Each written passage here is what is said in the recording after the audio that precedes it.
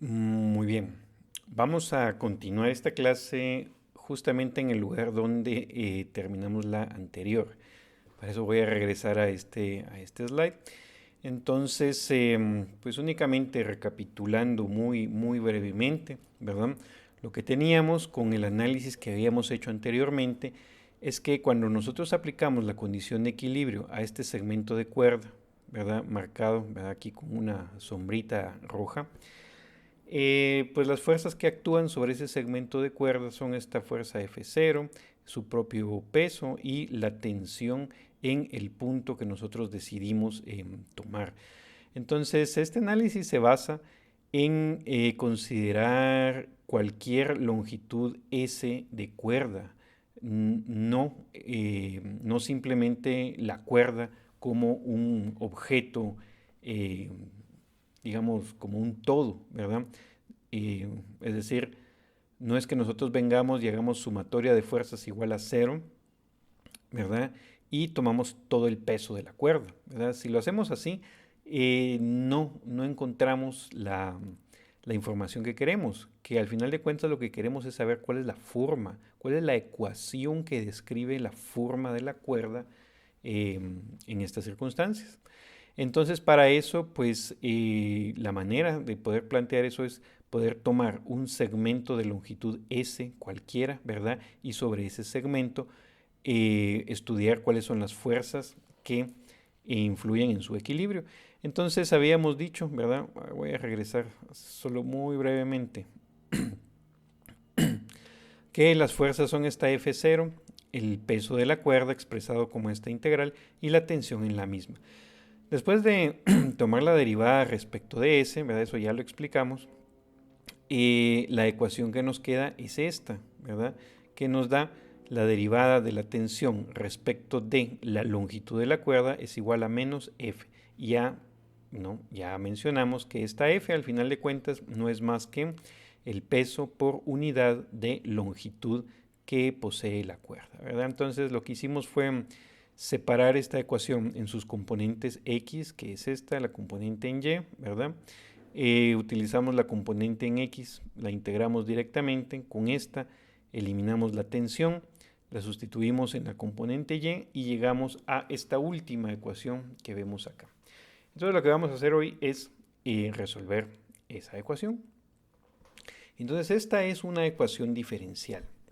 ¿Por qué es una ecuación diferencial? Bueno, porque hay una derivada involucrada, ¿no? Acá nuestra variable independiente viene siendo S, que es la longitud de la cuerda, ¿no? Medida precisamente a lo largo de la extensión de la cuerda, y teta, ¿verdad? Entonces recordemos, teta es el ángulo, ¿no? Que nos da la inclinación de la tangente en cada punto de la cuerda, ¿verdad? Si nosotros estuviéramos en el punto más bajo, pues este ángulo sería cero y la tensión apuntaría de manera perfectamente horizontal, por ejemplo, ¿verdad?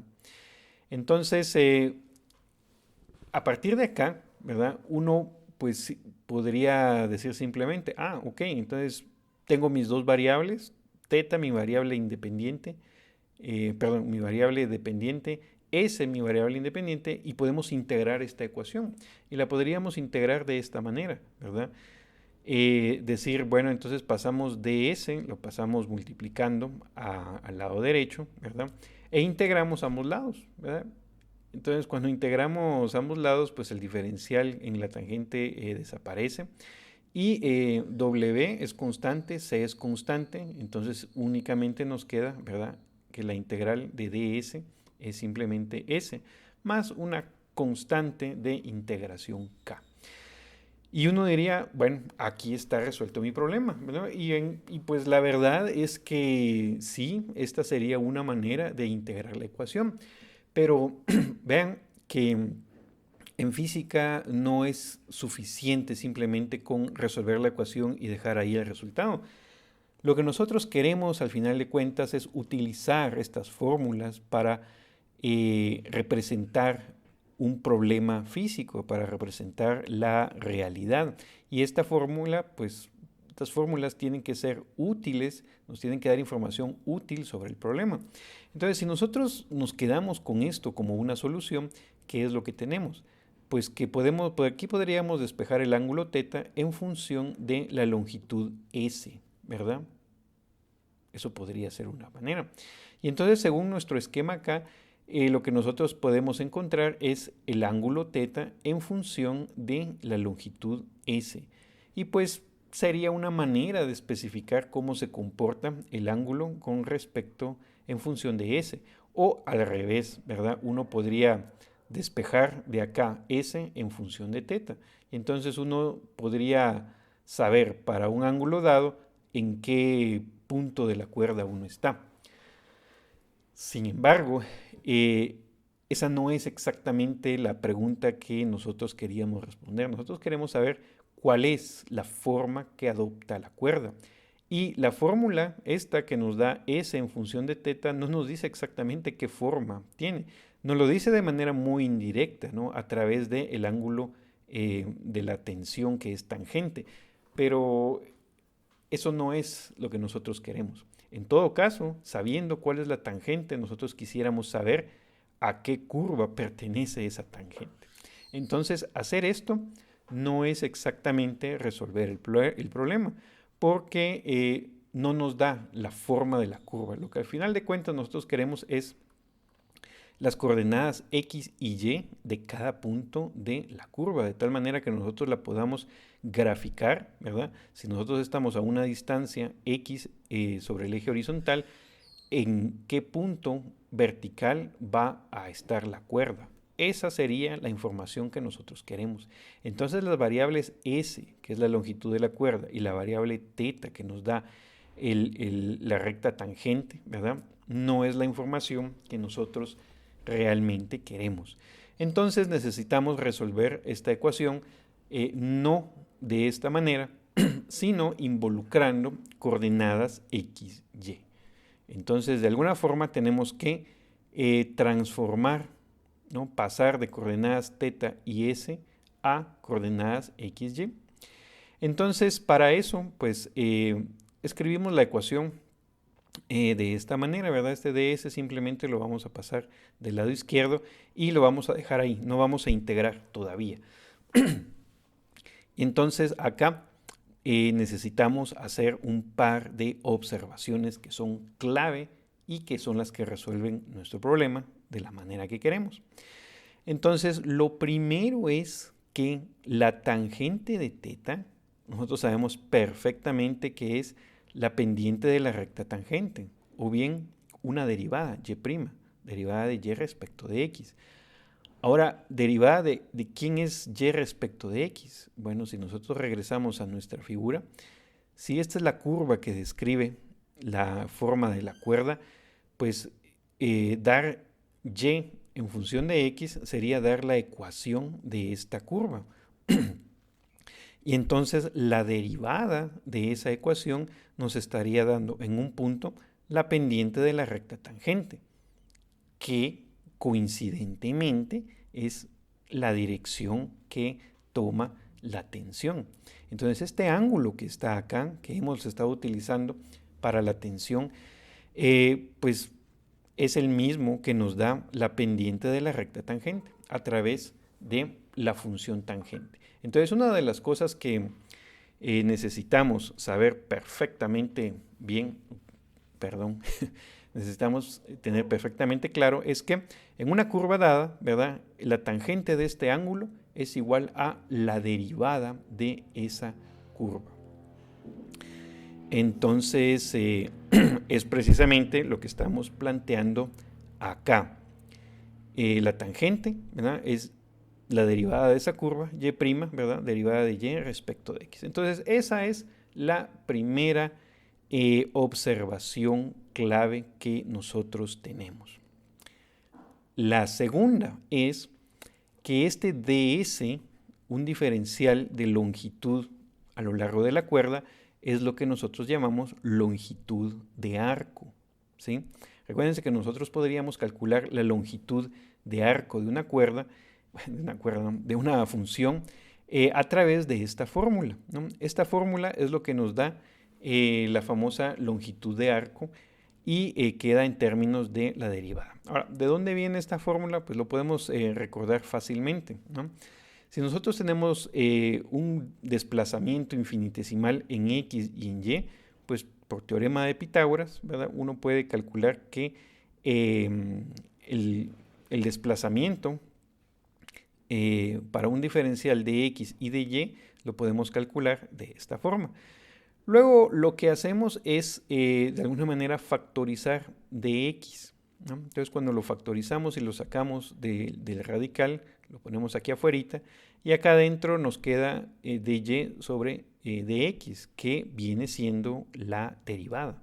Y entonces esto lo podemos escribir como 1 más Y' al cuadrado elevado a la 1/2.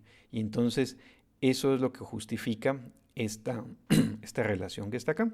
Entonces, de nuevo, esto está perfectamente justificado porque desde el inicio, recordemos, nosotros dijimos que S es la longitud a lo largo de la cuerda. Es decir, estamos trabajando con la longitud de arco, ¿verdad?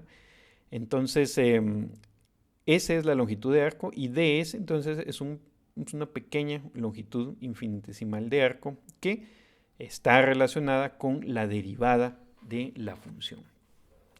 Entonces, con estas dos observaciones, ahora podemos regresar a nuestra ecuación y entonces en lugar de la tangente de θ vamos a utilizar y', y en lugar de ds vamos a utilizar la fórmula de longitud de arco. Entonces, ¿cómo queda esto? Entonces, sustituimos, ¿verdad? Al sustituir tangente, ¿verdad? Recordemos, en lugar de tangente, acá ponemos y', ¿sí? Aquí hay un pequeño error, perdón. Este ds no debe aparecer acá, ¿verdad? Este ds ya lo habíamos pasado multiplicando de este otro lado. Entonces, por favor, tomen nota acá, ¿verdad? Este que está aquí está de más, ¿sí? Solo lo tenemos del lado derecho. Entonces, ¿qué es lo que hacemos acá? Bueno, sustituir la tangente de θ. Entonces, tangente de θ, habíamos dicho, es y'. Entonces, acá nos queda el diferencial de y', ¿sí? La variable y'. Y ds, ¿verdad? Es la longitud de arco, ¿no? Raíz cuadrada de 1 más y' al cuadrado por dx. Entonces, des en cuenta que acá nos queda una ecuación para y'. Es una ecuación para y'. Dicho de otra manera, esta es una ecuación diferencial de segundo orden, ¿verdad? Porque si este de x lo pasamos para acá, nos queda la derivada respecto de x de y', que no es otra cosa más que la segunda derivada, ¿verdad? Sin embargo, no hacemos esa sustitución porque al escribir la ecuación de esta manera, podemos separar variables, ¿verdad? E integrar directamente la ecuación, ¿sí? Entonces, separando variables, lo que nos queda es esto. Pasamos la raíz cuadrada justamente al lado derecho, perdón, al lado izquierdo, dividiendo. Entonces en el lado izquierdo queda todo lo que tiene que ver con y', ¿verdad? Y en el lado derecho queda todo lo que tiene que ver con x. Entonces aquí pues aplicamos separación de variables. Y entonces vean lo conveniente que resultó ser escribir y' y no, por ejemplo, derivada de y respecto de x. Si nosotros hubiéramos puesto derivada de y respecto de x, terminamos acá con una segunda derivada y entonces pues nos hubiera complicado la ecuación, cuando en realidad, ¿verdad? El truco es dejar y' para integrar, ¿sí? Entonces, una vez que hacemos esta separación, pues integramos ambos lados de la ecuación y la integral que queda acá, ¿no? La podemos ir a buscar, había una tabla de integrales. Resulta que es la función seno hiperbólico inverso de y'. La integral que queda acá a la derecha pues es trivial, ¿verdad? W y C son constantes. Entonces solo nos queda W sobre C por X. Y como no estamos poniendo límites de integración, acá pues necesariamente necesitamos agregar una constante de integración que le llamamos alfa, ¿verdad? Em, entonces, acá nosotros podríamos despejar y', entonces quitamos seno inverso, no seno hiperbólico inverso, lo pasamos del otro lado, y entonces nos queda que y' es el seno hiperbólico de todo esto que queda entre paréntesis. Ahora, si nos damos cuenta, esta no es la solución final de la ecuación, ¿verdad? Porque y' es la derivada de y respecto de x. Y entonces aquí es donde nos damos cuenta que al final la ecuación que nosotros planteamos, ¿no? Esta que está aquí arriba, es una ecuación de segundo orden, porque esto lo vamos a tener que integrar otra vez para encontrar y en función de x, ¿sí? Entonces, ¿qué es lo que hacemos acá? Bueno, si nosotros escribimos y' como dy sobre dx, ¿verdad? Aquí en esta nuestra ecuación, pues esta ecuación ya es bastante trivial, ¿verdad? Porque entonces simplemente tomamos dx, que estaría acá dividiendo, y lo pasamos a multiplicar de este otro lado. Y nos queda la expresión que nos queda, que está aquí en este lado, ¿verdad? Entonces dy igual a seno hiperbólico de todo esto por dx. ¿Y qué es lo que hacemos? Pues integrar ambos lados de la ecuación. Entonces la integral en el lado izquierdo pues es trivial, nos queda simplemente y. La integral en el lado derecho implica integrar seno hiperbólico, ¿verdad? Que igual podemos ir a buscar cuánto vale la integral del seno hiperbólico y pues se parecen mucho a las integrales de las funciones trigonométricas. Por ahí un signo es lo que cambia, pero resulta que pues, la integral del seno hiperbólico es coseno hiperbólico, el coeficiente de la x sale dividiendo, ¿verdad? Lo que queda aquí adentro queda igual. Y de nuevo, como no estamos poniendo límites de integración, vamos a necesitar agregar otra constante de integración que llamamos beta. Y entonces, ahora sí, si se dan cuenta, esta es nuestra solución general, ¿verdad? General en el sentido que todavía hay algunas constantes que necesitamos determinar. Por ejemplo, la constante C, la constante alfa y la constante beta, ¿verdad? W es conocido, ¿verdad? Porque es el peso de la cuerda dividido su longitud total. Pero des en cuenta de la diferencia en haber encontrado esta solución. Acá tenemos y en función de x, ¿no? O sea, ¿qué más queremos para saber la forma de la curva que, dada una coordenada x, encontramos la coordenada y? Y entonces, la gráfica de la función coseno hiperbólico en algunas ocasiones parece una parábola, pero es un poquito diferente. De hecho, es un poco más chata en la parte de abajo que una parábola. Y ya vamos a ver algunos ejemplos de esto. Entonces, esta es nuestra solución, ¿verdad? La función coseno hiperbólico, entonces, describe la forma de una cuerda que cuelga bajo su propio peso, que también se le llama una catenaria, ¿verdad? Catenaria de cadena, ¿verdad? Entonces voy a regresar a donde está acá esta forma, ¿verdad? Entonces esto pues uno lo podría haber dibujado intuitivamente, ¿no? Porque uno ha visto muchísimas veces cómo cuelga una cuerda o una cadena, ¿verdad? Bajo su propio peso. Pero ahora sabemos que si nosotros graficamos la solución que tenemos, vamos a estar graficando una función coseno hiperbólico. Y la forma de un coseno hiperbólico es precisamente esto que tenemos acá, ¿verdad? Como les digo, ya vamos a ver algunos ejemplos específicos de esto. Entonces, lo único que queda por averiguar son las constantes. ¿Cómo averiguamos las constantes? Bueno, entonces ustedes saben que normalmente para averiguar las constantes de integración uno necesita condiciones iniciales. Entonces, en este caso, no son exactamente condiciones iniciales, sino son más bien son llamadas condiciones de frontera, porque la información adicional que necesitamos especificar es la ubicación de los extremos de la cuerda, lo cual es información que tenemos, ¿verdad? Que necesitamos conocer. Entonces, dos condiciones, entonces sería el extremo izquierdo y el extremo derecho de la cuerda, ¿verdad? Entonces voy a regresar otra vez a nuestra figurita acá. Entonces la ubicación de este extremo izquierdo y este extremo derecho, cada una es una condición. Entonces con eso averiguamos dos constantes. Pero necesitamos una más, ¿no? Porque son tres constantes.